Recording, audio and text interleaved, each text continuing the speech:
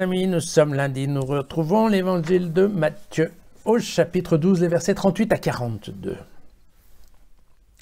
Alors quelques scribes et pharisiens prirent la parole. « Maître, nous voudrions que tu nous fasses voir un signe. » Jésus leur répondit, « Génération mauvaise et adultère qui réclame un signe. En fait de signe, il ne lui en sera pas donné d'autre que le signe du prophète Jonas.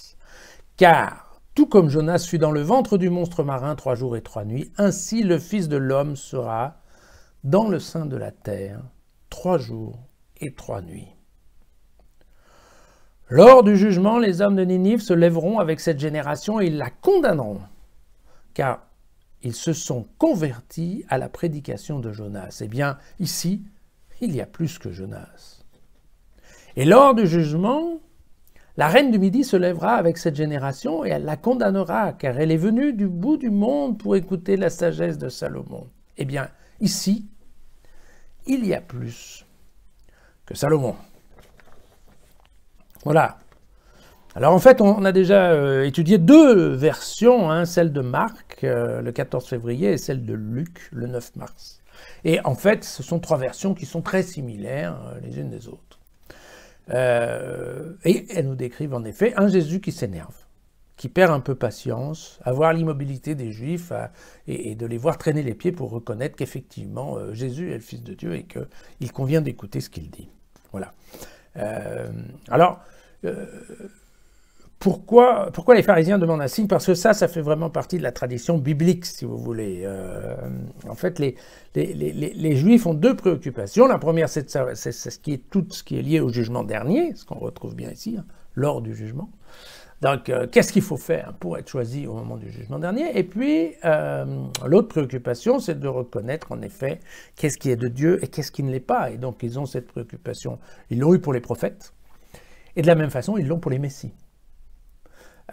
Pour les messies, je dis bien pour les messies, parce que pour les Juifs, en fait, Jésus n'est pas un messie, mais ils auront considéré, au cours de leur histoire, ils auront un Ben Joseph, puis ils auront un Ben David. Alors le Ben Joseph, c'était plutôt un messie qui était un messie souffrant. Le Ben David, c'était bien entendu un messie triomphant, parce que c'était l'histoire de David contre Goliath. Et puis, voilà, et puis même, en fait, voilà, ils vont trouver un peu plus tard, en 135, un certain nombre de Juifs vont dire qu'il y a un fameux Bar Kokhba qui était, en fait, l'initiateur de la révolte des Juifs contre Hadrien, en l'an 135, que lui aussi avait toutes les caractéristiques d'un messie. Alors, pourquoi c'est un sujet à problème, cette histoire de signe? Parce que, bien typiquement, il n'y a rien dans la Torah qui nous permet de définir qu'est-ce qu'un vrai prophète ou qu'est-ce qu'un vrai messie. Voilà, tout simplement.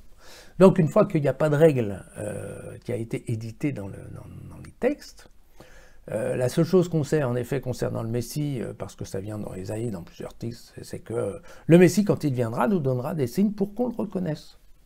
Mais c'est tout, point barre. On ne nous dit jamais qu'est-ce que vont être ces signes-là. Et donc, en fait, il s'avère que la reconnaissance d'un Messie, eh bien, elle se fait dans le temps. C'est-à-dire que qui va se préoccuper de tout cela, de la même façon que ça s'est fait pour les prophètes, eh bien, pour le Messie, c'est la même chose. En fait, c'est le fameux Sanhédrin.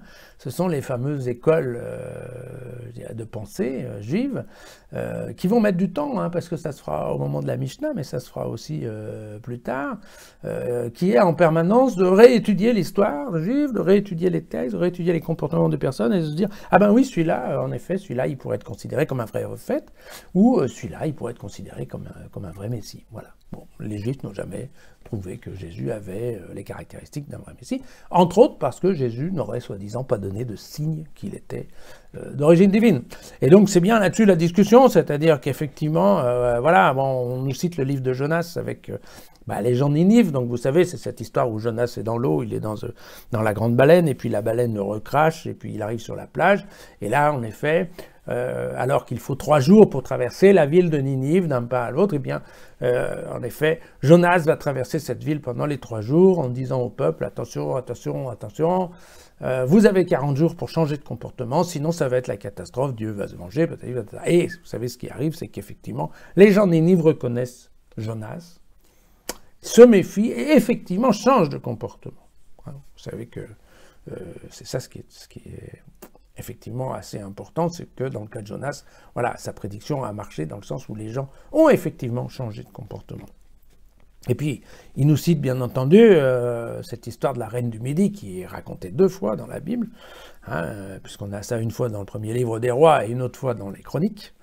D'ailleurs, 2 textes complètement similaires. Donc, vous savez, c'est une reine qui vient et qui vient pour voir le roi Salomon, parce qu'on lui a dit qu'en effet, c'était un homme très sage. Elle vient, elle lui pose plein de questions, il sait répondre à toutes les questions, et à la fin, elle dit oui, vraiment, c'est encore mieux que ce qu'on m'avait raconté. Et elle dit cette phrase magnifique, qui est ton peuple a tellement de chance que Dieu t'est collé en fait à la tête d'Israël. Voilà. Que le Dieu d'Israël t'ait mis à la tête de son peuple. Donc vous voyez qu'on a typiquement l'exemple de 2 peuples qui se sont rendus compte, à partir d'un certain nombre de signes, qu'effectivement il y avait là la présence de Dieu. Et ce qui fait enrager, au sens propre du terme, ce qui fait enrager Jésus, c'est que lui aussi il fait des signes quand même. Hein. Il chasse les démons, il guérit des malades. Et puis, voilà, il va même un peu plus loin, puisque il va aussi ressusciter un certain nombre de personnes. Donc vous voyez, c'est là où, bon, voilà, je comprends que Jésus s'énerve un peu, et puis après tout, c'est ça l'histoire, en fait. Je voudrais vous rappeler quand même que c'est pas parce qu'on s'appelle Jésus qu'on n'a pas le droit à quelques petites sautes d'humeur. Voilà. Pas moi, je suis toujours d'humeur égale, je suis un type absolument parfait, mais bon, voilà. Allez, à demain.